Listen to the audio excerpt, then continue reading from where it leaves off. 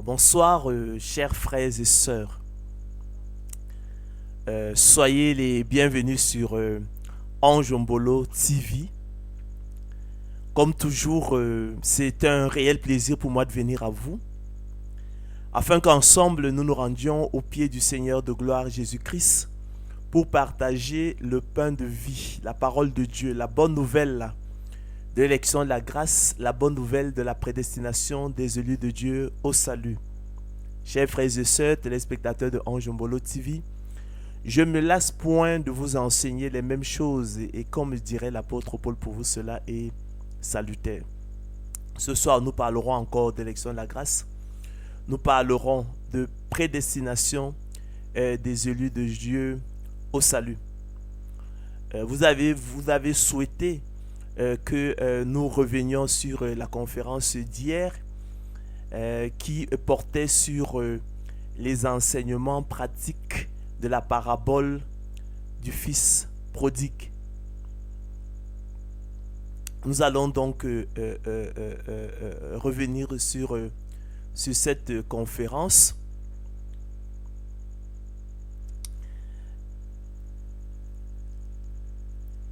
Sur cette parabole, je veux dire, qui jette une grande lumière sur le mystère de l'élection de la grâce à travers ses enseignements pratiques. Vous savez que le Seigneur Jésus-Christ, je l'ai dit hier, aimait à enseigner à l'aide de paraboles. Les paraboles qui sont des récits allégoriques, concis, ont cet avantage que ils permettent de captiver l'attention de l'auditoire, de stimuler l'intelligence et ainsi de faire assimiler un certain nombre d'enseignements pratiques. Donc c'est pourquoi effectivement, lorsque les gens écoutaient le Seigneur Jésus-Christ, ils disaient de lui qu'il enseignait comme ayant autorité et non comme les scribes et les pharisiens. Parce qu'effectivement, il avait la maîtrise de la parabole. Alors, chers frères et sœurs, quels sont les enseignements pratiques de la parabole du fils prodigue? Qu'est-ce que la parabole du fils prodigue a à nous dire au sujet de la misère de l'homme et de l'état de péché, de condamnation de l'humanité? Quels sont les enseignements pratiques de la parabole du fils prodigue sur l'identité du sauveur du monde? Qu'est-ce que la parabole du fils prodigue a à nous dire au sujet de la largeur, la longueur, la hauteur et la profondeur de la bonté de Dieu et de son amour pour les hommes? Qu'est-ce que la parabole du fils prodigue a à nous dire au sujet des mérites de l'homme dans le salut? Quels sont les enseignements pratiques de la parabole du fils prodigue sur la matière de la propre justice? Telles sont, chers frères et sœurs, les préoccupations fondamentales que nous adresserons ce soir dans le cadre de notre conférence que j'ai donc intitulée l'élection de la grâce et les enseignements pratiques de la parabole du fils prodigue.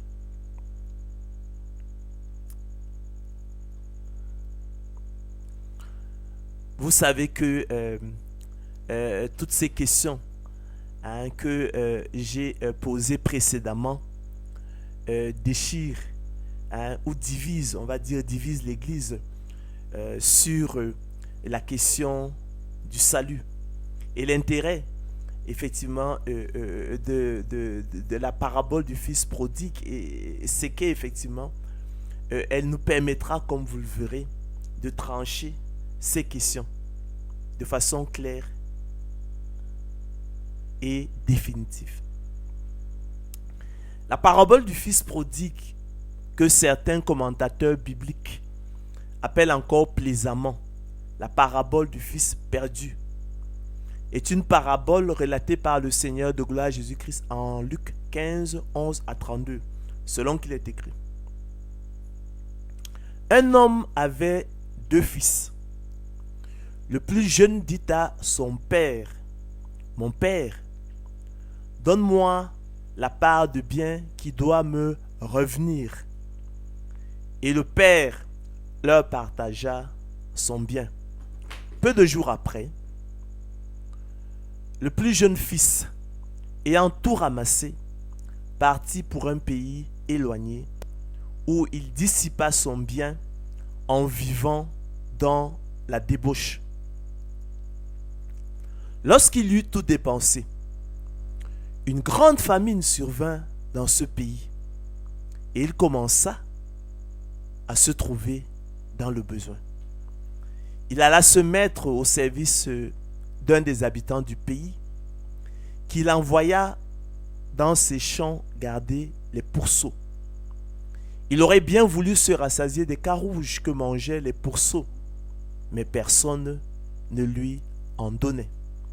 Étant rentré en lui-même, il se dit, combien de mercenaires chez mon père ont du pain en abondance, et moi ici, je meurs de faim.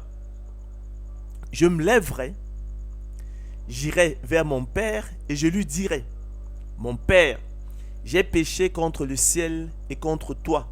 Je ne suis plus digne d'être appelé ton fils. Traite-moi comme l'un de tes mercenaires. Et il se leva et alla vers son père. Comme il était encore loin, son père le vit et fut ému de compassion. Il courut, se jeta à son cou et le baisa. Le fils lui dit, mon père, j'ai péché contre le ciel et contre toi. Je ne suis plus digne d'être appelé ton fils. Mais le père dit à ses serviteurs, apportez vite la plus belle robe et l'en revêtez. Mettez-lui un anneau au doigt et des souliers aux pieds. Amenez le veau gras et tuez-le. Mangeons et réjouissons-nous, car mon fils que voici était mort et il est revenu à la vie. Il était perdu et il est retrouvé.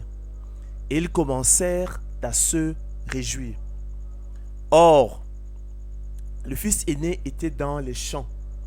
Lorsqu'il revint et approcha de la maison, il entendit la musique et les danses. Il appela un des serviteurs et lui demanda ce que c'était. Ce serviteur lui dit, ton frère est de retour. Et parce qu'il a retrouvé en bonne santé, ton père a tué le veau gras. Il se mit en colère et ne voulut pas entrer. Son père sortit et le pria d'entrer.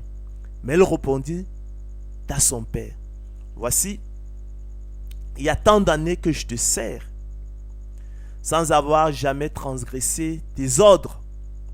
Et jamais tu m'as donné un chevreau pour que je me réjouisse avec mes amis. Et quand ton fils est arrivé, celui qui a mangé ton bien avec des prostituées, c'est pour lui que tu as tué le veau gras. Mon enfant, lui dit le père, tu es toujours avec moi et tout ce que j'ai est à toi. Mais il fallait bien s'égayer et se réjouir parce que ton frère que voici était mort et qu'il est revenu à la vie. Parce qu'il était perdu et qu'il est retrouvé. La parabole, chers frères et sœurs, du fils prodigue est un récit allégorique qui présente, chers frères et sœurs, téléspectateurs de Ange Mbolo TV, un très grand intérêt sotériologique. En raison d'une part du salut du fils prodigue et de son parcours spirituel, lui qui, après son éloignement par ignorance de la maison paternelle, en quête de la jouissance des plaisirs du monde et de liberté, se découvrit misérable pécheur, perdu dans le monde, indigne de son Père et Sauveur, dont il s'était lui-même privé de l'amour et bonté, et vers qui chers frères et sœurs, il se résolut hein, naturellement à retourner pour trouver le repos. Et d'autre part, en raison du refus de la grâce de Dieu du fils aîné et de son parcours spirituel, marqué par une méconnaissance des voies de Dieu en matière de salut, lui qui, ignorant de son péché, de sa misère, de son besoin de repentance et de la grâce de Dieu, se regardant comme juste à ses propres yeux, persécutant son frère cadet repentant lors de son retour à la maison paternelle, après que ce dernier ait dilapidé tout son héritage en vivant dans la débauche, regardant d'un mauvais œil la bonté, la compassion et la miséricorde de son père envers celui-ci, et qui étala ainsi au grand jour son aveuglement et sa mort spirituelle, en dépit de son apparente respectabilité toute extérieure. D'où aussi, chers frères et sœurs, téléspectateurs de Ange Mbolo TV, l'ensemble d'enseignements pratiques, clairs et précis que l'on peut en tirer sur l'état de péché et de condamnation de l'humanité, l'indignité des élus de Dieu et partant leurs mérites imaginaires, l'illusion de la propre justice, l'infinie richesse de la grâce de Dieu et sa souveraineté dans le salut. Principaux thèmes, chers frères et sœurs, dont traite la parabole du fils prodigue, où l'homme qui avait deux fils représente, chers frères et sœurs, téléspectateurs de Ange Mbolo TV, le Père céleste et sauveur du monde dans sa maison. Le fils prodigue, tous ceux qui, comme les élus de Dieu, se découvrent perdus, malades, misérables pécheurs, et mendient en conséquence la miséricorde divine sous l'effet du don de la repentance. Et le fils aîné, tous ceux qui, comme les pharisiens et les apôtres de l'évangile de la gloire de l'homme, de par leur respectabilité de façade, ignorant de leurs péchés, de leurs besoins de repentance, s'abusant eux-mêmes, se considèrent bien portants, justes à leurs propres yeux et refusent la grâce de Dieu. Ainsi, chers frères et sœurs, téléspectateurs de Ange Mbolo TV, il apparaît clairement que de même que le fils prodigue, à son retour dans la maison paternelle, s'est reconnu lui-même indigne d'être appelé fils de son père, de même aussi, les élus de Dieu, au regard de leur vie d'impiété et d'iniquité, sont indignes d'être appelés enfants de Dieu. Et par eux-mêmes, n'ont donc aucun mérite dans leur salut selon qu'il est écrit. Étant rentré en lui-même, il se dit, combien de mercenaires chez mon père ont du pain en abondance, et moi ici je meurs de faim. Je me lèverai, j'irai vers mon père, et je lui dirai, mon père, j'ai péché contre le ciel et contre toi.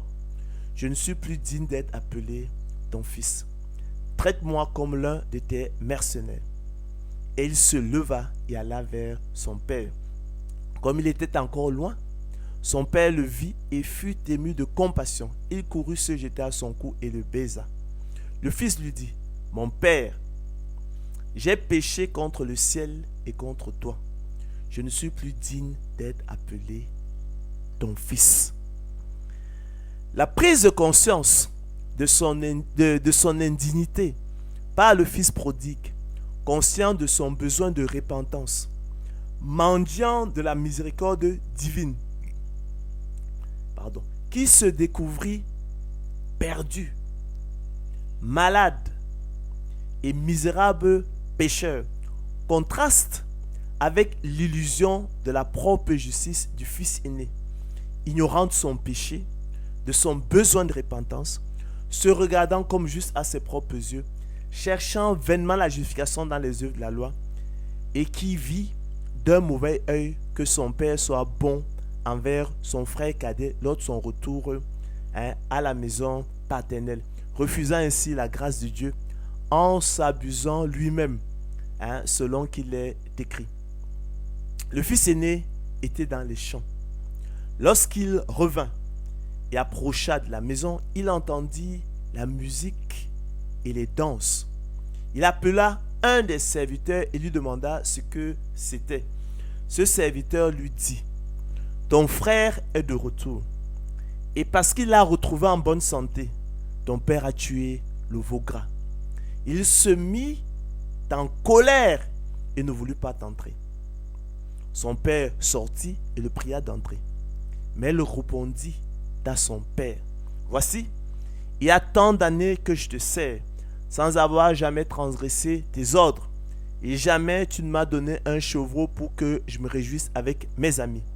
Et quand ton fils est arrivé, celui qui a mangé ton bien avec des prostituées, c'est pour lui que tu as tué le veau gras. » Chers frères et sœurs, téléspectateurs de Anjombolo TV, le refus de la grâce de Dieu, affiché par le fils aîné, qui se mit en colère et ne voulut pas entrer dans la maison du Père pour se réjouir du retour de son frère cadet et de la miséricorde insondable paternelle, traduit une méconnaissance des voies de Dieu en matière de salut et dévoile la mort spirituelle du fils aîné sous l'apparence trompeuse de ses œuvres mortes. Cette attitude, chers frères et sœurs, pleine de présomption, fait penser aux murmures récurrents des pharisiens et des scribes qui accusaient le Seigneur de gloire Jésus-Christ d'accueillir les gens de mauvaise vie et de manger avec eux, et qui furent repris par Jésus selon qu'il est décrit. Nous sommes là dans Luc 15, 1 à 10. Il s'agit ici de la parabole de la brebis égarée et du drachme perdu. Alors, tous les publicains et les gens de mauvaise vie s'approchaient de Jésus pour l'entendre. Et les pharisiens et les scribes murmuraient, disant, « Cet homme accueille des gens de mauvaise vie et mange avec eux. » Mais elle leur dit cette parabole. « Quel homme d'entre vous, s'il a 100 brebis et qu'il en perde une, ne laisse les 99 autres en sécurité dans le désert pour aller après celle qui est perdue jusqu'à ce qu'il la retrouve.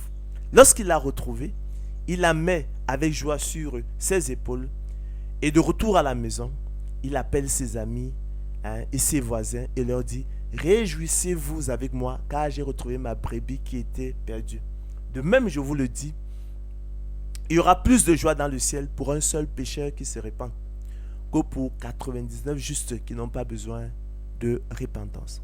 Ou quelle femme, si elle a dit drachme et qu'elle en perd une, n'allume une lampe, ne balaie la maison et ne cherche avec soin jusqu'à ce qu'elle la retrouve. Lorsqu'elle l'a retrouvée, elle appelle ses amis et ses voisines et dit, « Réjouissez-vous avec moi car j'ai retrouvé la drachme que j'avais perdue. » De même, je vous le dis, il y a de la joie devant les anges de Dieu pour un seul pécheur qui se répand. Il dit encore, et là en ironisant, « Ainsi, ce ne sont pas ceux qui se portent bien qui ont besoin de médecins, mais les malades. Ce ne sont pas ceux qui se considèrent bien portants qui ont besoin de médecins, mais ceux qui se sont découverts malades. Allez et apprenez ce que signifie « Je prends plaisir à la miséricorde et non au sacrifice. Car je ne suis pas venu appeler des justes, mais des pécheurs. Je ne suis pas venu appeler ceux qui se considèrent justes, mais ceux qui se sont découverts pécheurs. » Ça, c'est terrible pour ceux qui se croient justes. Le Seigneur Jésus-Christ dit explicitement qu'il n'est pas venu,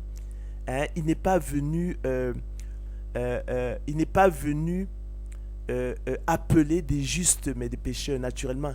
Il n'est pas venu appeler ceux qui se considèrent justes, mais ceux qui se sont découverts pécheurs. Puis Jésus dit, « Je suis venu dans ce monde pour un jugement, pour que ceux qui ne voient point voient, et ceux qui voient deviennent aveugles. » Quelques pharisiens Chers frères et sœurs qui étaient avec lui, ayant entendu ces paroles lui dire, nous aussi sommes-nous aveugles? Jésus leur répondit, si vous étiez aveugles, vous n'auriez pas de péché. Mais maintenant vous dites, nous voyons, c'est pour cela que votre péché subsiste.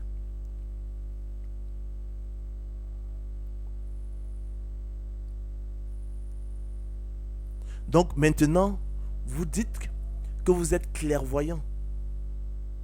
C'est pourquoi votre péché subsiste.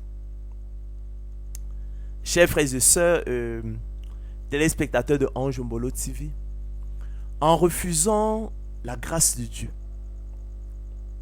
pour rechercher vainement la justification dans les œuvres de la loi, le Fils aîné et les apôtres de l'évangile de la gloire de l'homme s'abusent eux-mêmes et se privent ainsi de la grâce du Père céleste.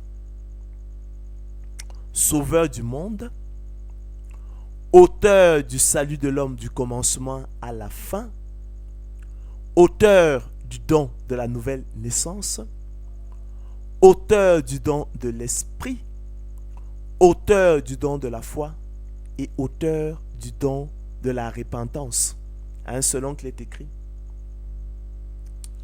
Il ne faut pas qu'un serviteur du Seigneur ait de querelles, écrit l'apôtre Paul à Timothée. Il doit au contraire avoir de la condescendance pour tous, être propre à enseigner, doué de patience. Il doit redresser avec douceur les adversaires, dans l'espérance que Dieu leur donnera la repentance, pour arriver à la connaissance de la vérité, et que, revenus à leur bon sens, ils se dégageront des pièges du diable qui s'est emparé d'eux pour les soumettre à sa volonté, selon qu'il est écrit. Le fils prodigue étant rentré en lui-même, il se dit, combien de mercenaires chez mon père ont du pain en abondance, et moi ici je meurs de faim. Je me lèverai, j'irai vers mon père, et je lui dirai, mon père, j'ai péché contre le ciel et contre toi. Je ne suis plus digne d'être appelé ton fils. Traite-moi comme l'un de tes mercenaires. Et il se leva et alla vers son père. Comme il était encore loin, son père le vit et fut ému de compassion. Il courut et se jeta à son cou et le baisa. Le fils lui dit, mon père, j'ai péché contre le ciel et contre toi. Je ne suis plus digne d'être appelé ton fils. Mais le père dit à ses serviteurs, apportez vite la plus belle robe et l'en revêtez. Mettez-lui un anneau au doigt et des souliers aux pieds. Amenez le veau gras et tuez-le. Mangeons et réjouissons-nous, car mon fils que voici était mort et il est revenu à la vie. Il était perdu et il est retrouvé. Et ils commencèrent, chers frères et sœurs, téléspectateurs de Ange Mbolo TV, à se réjouir. La parabole du fils prodigue, dont le titre a souvent été justement critiqué, et que certains commentateurs bibliques pourraient également à juste titre appeler la parabole du père qui aimait ses fils révoltés, présente de nombreuses similitudes et donne les mêmes enseignements pratiques que la parabole du créancier et de ses deux débiteurs, relatée par le Seigneur de gloire Jésus-Christ à Simon, ce pharisien, vous vous en souvenez, qui l'avait invité à manger avec lui dans sa maison et qui douta de sa personne, car Jésus accueillit une pécheresse repentante, selon qu'il est écrit. Nous sommes là dans Luc 7, 36 à 50. Vous réalisez que le livre de l'évangile selon Luc est rempli effectivement de paraboles relatées par le Seigneur Jésus-Christ. Donc, un pharisien pria Jésus de manger avec lui. Jésus entra dans la maison du pharisien et il se mit à table. Et voici, une femme pécheresse qui se trouvait dans la ville, ayant su qu'il était à table dans la maison du pharisien, apporta un vase d'albâtre plein de parfums et se tint derrière aux pieds de Jésus. Elle pleurait. Et bientôt, elle lui mouilla les pieds de ses larmes, puis les essuya avec ses cheveux. les baisa et les oignit de parfum. Le pharisien qui l'avait invité, voyant cela, dit en lui-même, si cet homme était prophète, il connaîtrait qui et de quelle espèce est la femme qui le touche. Il connaîtrait que c'est une pécheresse. Jésus prit la parole et lui dit, Simon, j'ai quelque chose à te dire. Maître, parle, répondit-il. Un créancier avait 2 débiteurs. L'un devait 500 deniers et l'autre 50. Comme il n'avait pas de quoi payer, il leur remit à tous 2 leurs dettes. Lequel l'aimera le plus? Simon répondit, celui, je pense, auquel il a le plus remis. Jésus lui dit, tu as bien jugé. Puis, se tournant vers la femme, il dit à Simon, vois-tu cette femme? Je suis entré dans ta maison et tu ne m'as point donné d'eau pour laver mes pieds. Mais elle les a mouillés de ses larmes et elle les a essuyés avec ses cheveux. Tu ne m'as point donné de baiser, mais elle, depuis que je suis entré, elle n'a point cessé de me baiser les pieds. Tu n'as point versé d'huile sur ma tête, mais elle a versé du parfum sur mes pieds. C'est pourquoi je te le dis, ses nombreux péchés ont été pardonnés, car elle a beaucoup aimé, mais celui à qui on pardonne peu, aime peu. Le propre juste aime peu. Et il dit à la femme, tes péchés sont pardonnés. Ceux qui étaient à table avec lui se mirent à dire en eux-mêmes, qui est celui-ci qui pardonne même les péchés? Mais Jésus dit à la femme, ta foi t'a sauvée, va en paix. Chers frères et sœurs, nous l'avons dit précédemment, la parabole du fils prodigue, dont le titre a souvent été justement critiqué et que certains commentateurs bibliques pourraient aussi à juste titre appeler la parabole du père qui aimait ses fils révoltés, présente également, chers frères et sœurs, téléspectateurs de Ange Mbolo TV, de nombreuses ressemblances et donne les mêmes enseignements pratiques que la parabole du pharisien et du publicain, relatée par le Seigneur de gloire Jésus-Christ en vue de certaines personnes s'abusant elles-mêmes, en se persuadant qu'elles étaient justes et ne faisant aucun cas des autres selon qu'il est écrit. Là encore, nous sommes dans l'évangile selon Luc, Luc 18, 9 à 17. Jésus-Christ dit encore cette parabole en vue de certaines personnes se persuadant qu'elles étaient justes et ne faisant aucun cas des autres. Alors, 2 hommes montèrent au temple pour prier. L'un était pharisien et l'autre publicain. Le pharisien debout priait ainsi en lui-même.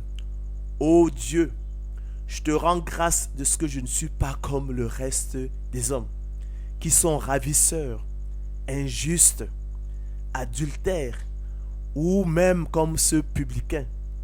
Je jeûne 2 fois la semaine. Je donne la dîme de tous mes revenus. Chers frères et sœurs, téléspectateurs de Ange Mbolo TV, le publicain, se tenant à distance, n'osait même pas lever les yeux au ciel, mais il se frappait la poitrine en disant, ô Dieu, sois apaisé envers moi, qui suis un pécheur. Je vous le dis, déclara le Seigneur Jésus-Christ, celui-ci descendit dans sa maison justifié plutôt que l'autre.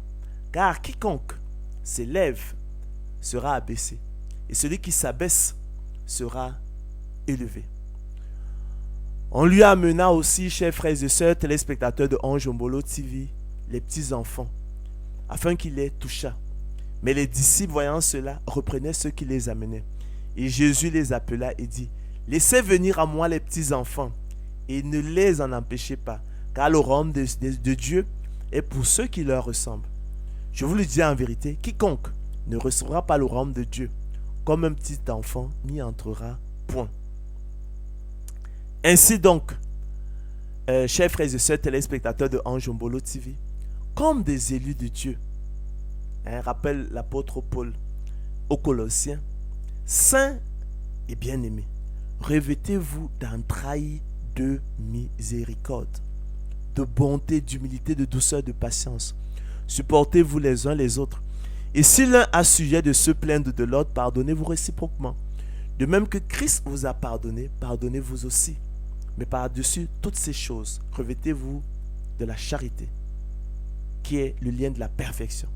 Et que la paix de Christ, à laquelle vous avez été appelés pour former un seul corps, règne dans vos cœurs. Et soyez reconnaissants. Soyez reconnaissants au Seigneur Jésus-Christ, au Père Céleste, pour le merveilleux don de la foi, le merveilleux don de l'Esprit, le merveilleux don de la repentance. Que la parole de Christ habite parmi vous abondamment. Instruisez-vous et exhortez-vous les uns les autres en toute sagesse, par des psaumes, par des hymnes, par des cantiques spirituels, quand j'entends à Dieu dans vos cœurs sous l'inspiration de la grâce. Et quoi que vous fassiez, en parole ou en œuvre, faites tout au nom du Seigneur Jésus, en rendant par lui des actions de grâce à Dieu le Père. Ne ressemblez surtout pas au fils aîné de la parabole du fils prodigue, qui, bien que physiquement dans la maison du Père, en était éloigné dans sa rébellion larvée et sa mort spirituelle. En effet, dans son cœur de pierre, d'homme animal et non régénéré, sa cécité profonde et son intelligence aveuglée, il ignorait tout de sa misère, de son péché, de son besoin d'un sauveur, de son besoin de repentance et de son besoin de la grâce inconditionnelle de Dieu. C'est pourquoi aussi, dans son ignorance, il refusa de se réjouir avec son frère cadet de la miséricorde ineffable du Père, s'abusant lui-même en se persuadant qu'il était juste, selon qu'il est écrit. Dieu, du haut des cieux, regarde les fils de l'homme pour voir s'il y a quelqu'un qui soit intelligent, qui cherche Dieu. Mais tous sont égarés, tous sont pervertis. Il n'en est aucun qui fasse le bien, pas même un seul. Elle dit le psalmiste. Il n'y a point de juste, pas même un seul. Nul n'est intelligent, rappelle l'apôtre Paul aux Romains. Nul ne cherche Dieu, tous sont égarés, tous sont pervertis, il n'en est aucun qui fasse le bien, pas même un seul. C'est pourquoi nous disons que le fils aîné de la parabole du fils prodigue s'abusait lui-même en se persuadant qu'il était juste. Leur gosier était un sépulcre ouvert. Ils se servent de leur langue pour tromper. Ils ont sous leurs lèvres un venin d'aspic. Leur bouche est pleine de malédiction et d'amertume. Ils ont les pieds légers pour répandre le sang. La destruction et le malheur sont sur leur route. Ils ne connaissent pas le chemin de la paix. La crainte de Dieu n'est pas devant leurs yeux. À cet égard, chers frères et sœurs, la condition finale du fils prodigue, lui qui reconnut son indignité devant le Père, est préférable à celle du fils aîné qui n'avait pas encore pris conscience de son indignité, ni senti sa misère spirituelle, qui ignorait qu'il était vendu au péché, perdu, misérable pécheur et tributaire de la miséricorde de Dieu, de sa pitié et de sa grâce inconditionnelle pour son salut. Dans sa présomption et son aveuglement, il n'était pas encore parvenu à la différence de son frère cadet, au point où, avec l'apôtre Paul, il pouvait s'exclamer « Misérable que je suis, qui me délivrera du corps de cette mort ?» En effet, écrit l'apôtre Paul aux Romains, nous savons que la loi est spirituelle, mais moi je suis charnel, vendu au péché, disait l'apôtre Paul. Car je ne sais pas ce que je fais, je ne comprends pas ce que je fais, écrit-il. Je ne fais point ce que je veux et je fais ce que je hais. Or, si je fais ce que je ne veux pas, je reconnais par là que la loi est bonne. Et maintenant, ce n'est plus moi qui le fais, écrit l'apôtre Paul, mais c'est le péché qui habite en moi. Ce qui est bon, écrit-il, je le sais, n'habite pas en moi, c'est-à-dire dans ma chair. Ce qui est bon, je le sais, n'habite pas en moi, c'est-à-dire dans ma chair. J'ai la volonté, mais non le pouvoir de faire le bien. Car la chose est impossible à la volonté parce que le péché la rend sans force. Car je ne fais pas le bien que je veux et je fais le mal que je ne veux pas. Je ne fais pas le bien que je veux, je fais le mal que je ne veux pas. Et si je fais ce que je ne veux pas, écrit-il, ce n'est plus moi qui le fais, c'est le péché qui habite en moi. Je trouve donc en moi cette loi. Quand je veux faire le bien, le mal est attaché à moi. Car je prends plaisir à la loi de Dieu selon l'homme intérieur, mais je vois dans mes membres une autre loi qui lutte contre la loi de mon entendement et qui me rend captif de la loi du péché qui est dans mes membres. Misérable que je suis, qui me délivrera du corps de cette mort. Grâce soit rendue à Dieu par Jésus-Christ, notre Seigneur. Voilà la piteuse condition de l'homme. Il faut tous, un jour ou un autre, se découvrir misérable pécheur, comme le fils prodigue, perdu, malade.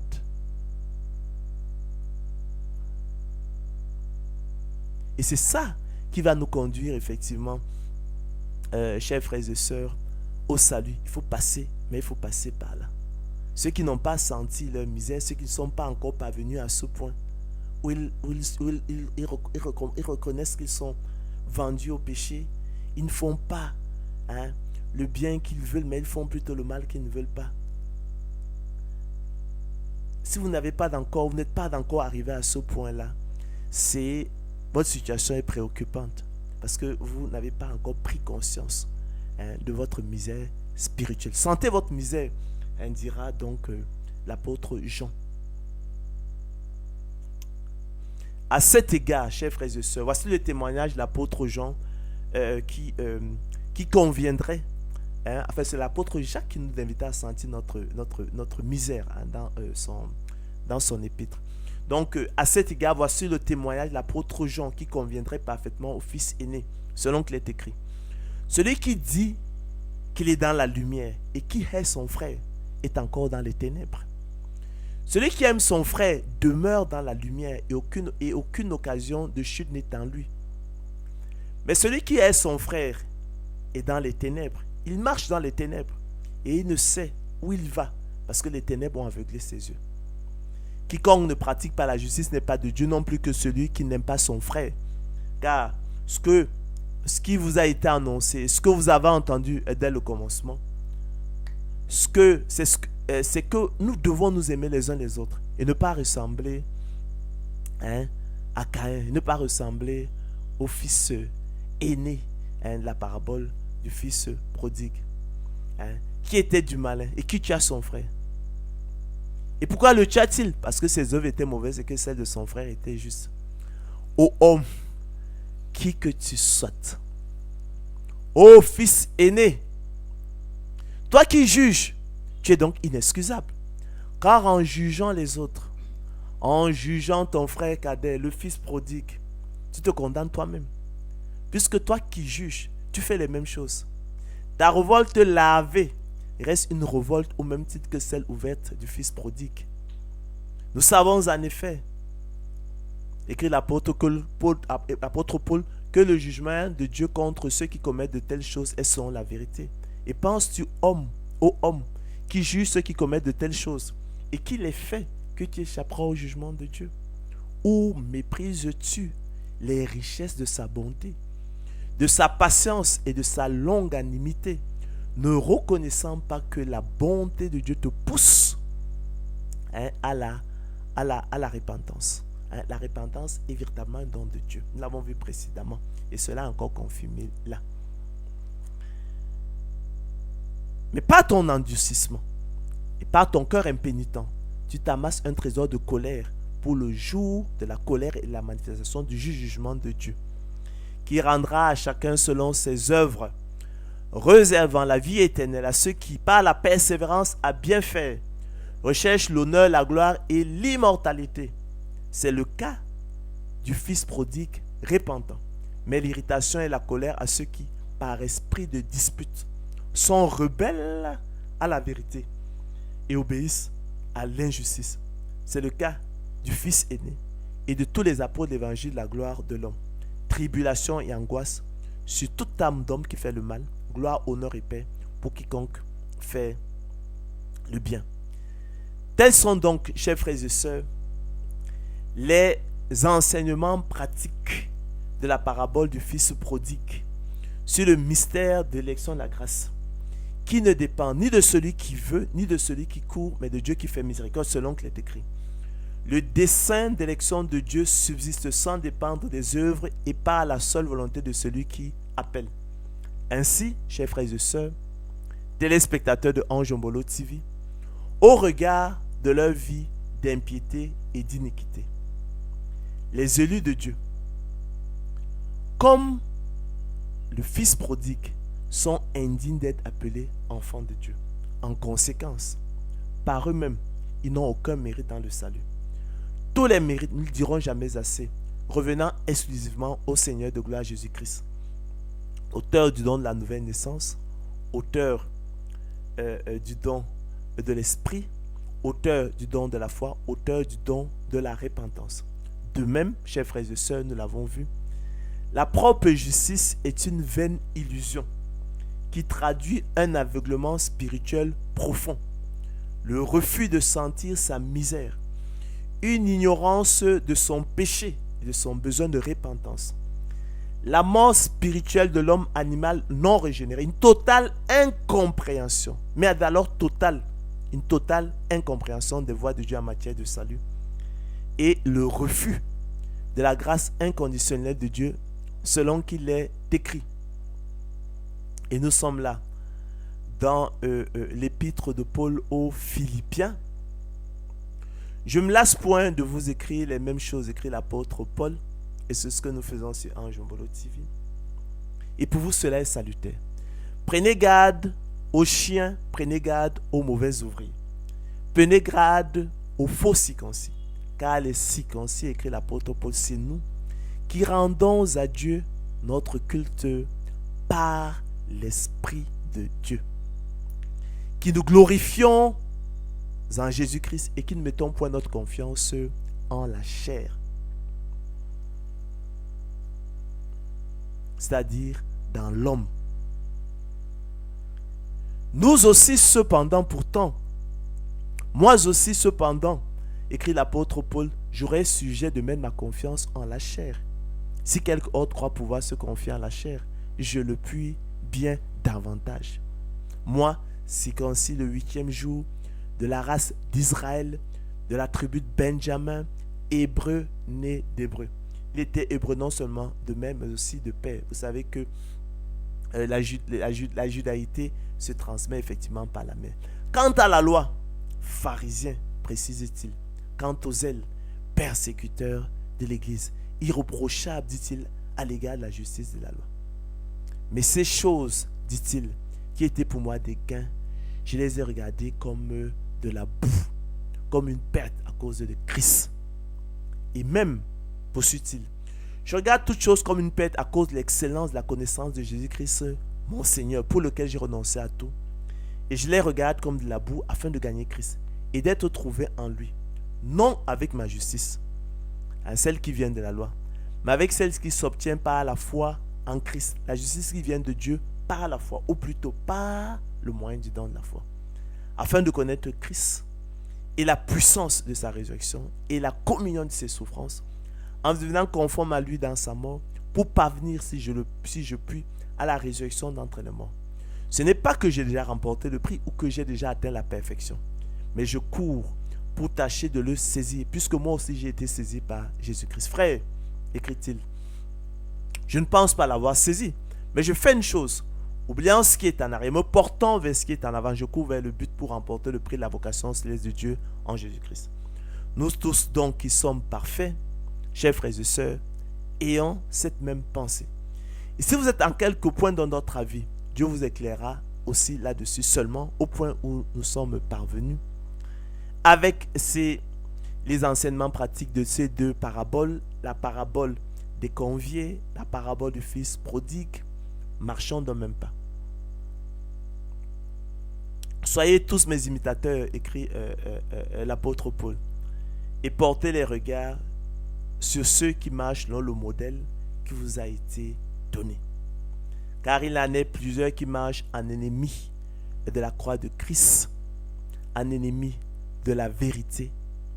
Je vous en ai souvent parlé, dit-il, et j'en parle maintenant encore en pleurant.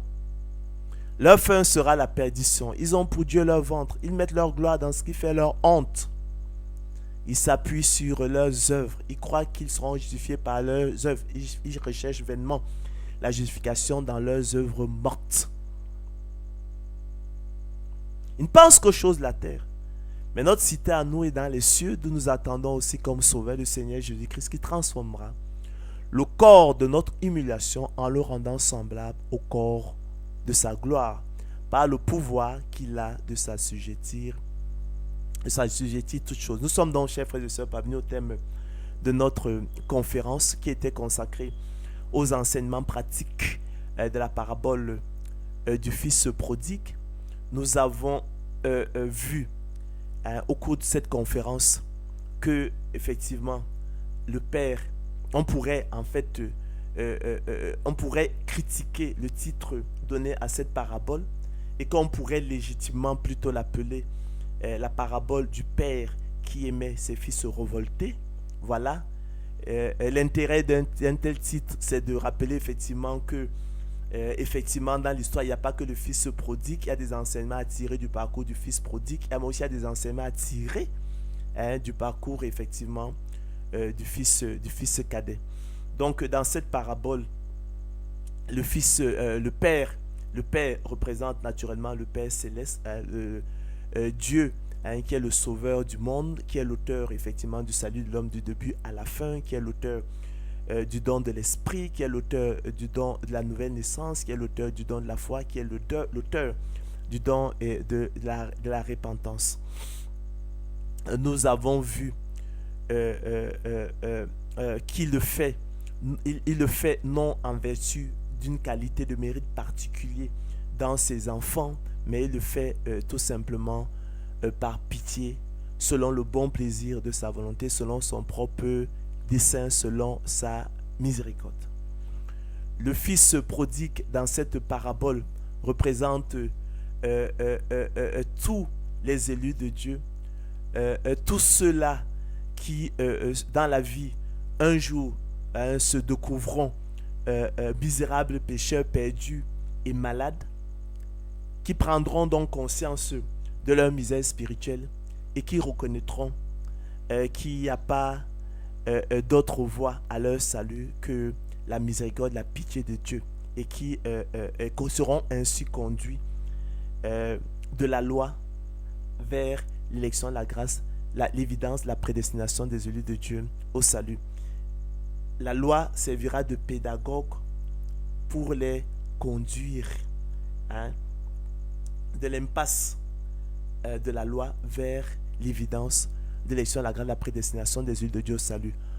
En revanche, le fils cadet qui refusa d'entrer dans la maison du Père et se réjouir avec son frère cadet repentant qui avait fait le retour à la maison, il symbolise tout simplement les pharisiens et tous les apôtres d'évangile de la gloire de l'homme qui recherchent vainement leur justification dans les œuvres de la loi.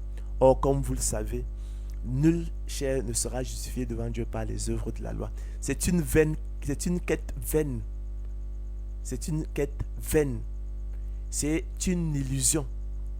Nous avons vu que la situation du fils prodigue, la situation finale du fils prodigue était préférable à celle de son frère aîné, qui, bien que resté dans la maison du Père, en était très éloigné. Il était en révolte contre son Père. Une révolte larvée, peut-être pas ouverte, mais ça reste une révolte.